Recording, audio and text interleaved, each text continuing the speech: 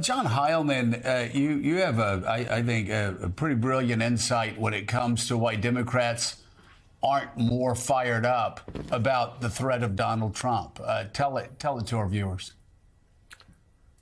Well, I think to what David was just saying, I think you could characterize 2020 in a slightly different way, which is that Biden had a degree of appeal to a bunch of people in the electorate, but a lot of the enthusiasm and the turnout, the fierce way that Democrats and non-aligned Democrats, but anti-Trump voters turned out in 2020 was because they thought Donald Trump had been president for 4 years, and he was seen by black voters, a lot of Hispanic voters, a lot of young voters, a lot of people around the country.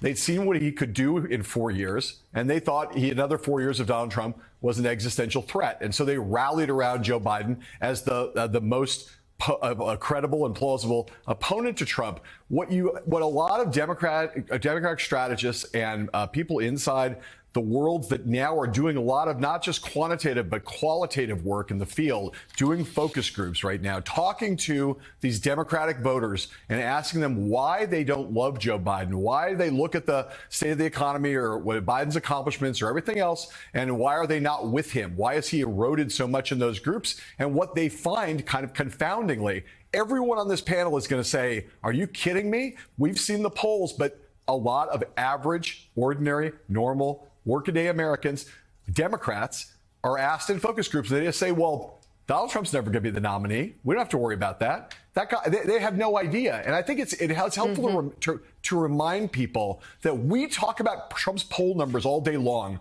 on cable, and not no one, thank God, but very few people are paying attention.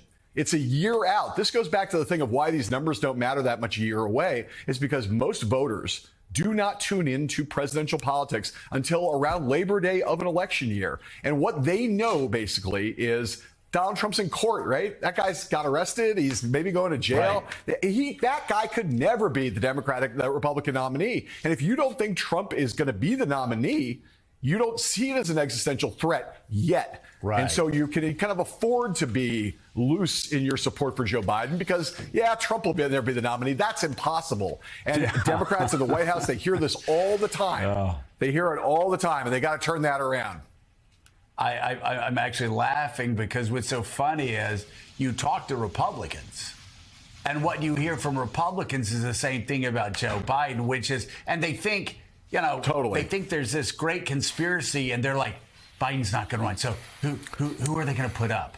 We know he's not running. He's too old. He's swear. Right. And it's not just sort of rank and file Republicans. It's like the Republican elite. They are so certain that the Democrats have a hook and ladder play, that they're passing it, and then they're going to lateral to somebody who's going to run down the sidelines and score the touchdown for Democrats, and they're going to be caught flat-footed.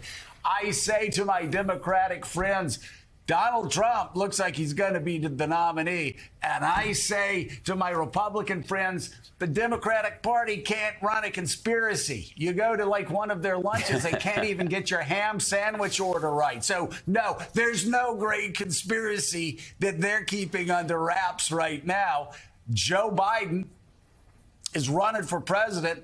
And the more people suggest that he does it, the angrier he gets. And that's the reality. But you really do you have Democrats who don't think Trump's going to ever make it. And you have Republicans who think Joe Biden's never going to make it. Or wish maybe that they would find someone else. Yeah. Because Joe Biden has beaten Trump. He's the one person who has. So that's proven.